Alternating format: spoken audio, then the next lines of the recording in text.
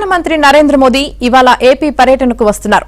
13,400 కోట్ల రూపాయల విలువైన ప్రాజెక్టులకు ప్రారంభోత్సవాలు, శంకుస్థాపనలు చేయనున్నారు. శ్రీశైలంలోనూ పర్యటించనున్నారు.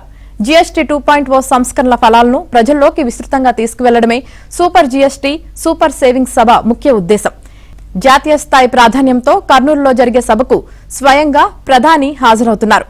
CM Chandrababu, deputy CM Pawan Kalyan తో పాటు రాష్ట్ర మంత్రులు, ప్రజాప్రతినిధులు ఈ కార్యక్రమంలో పాల్గొంటారు.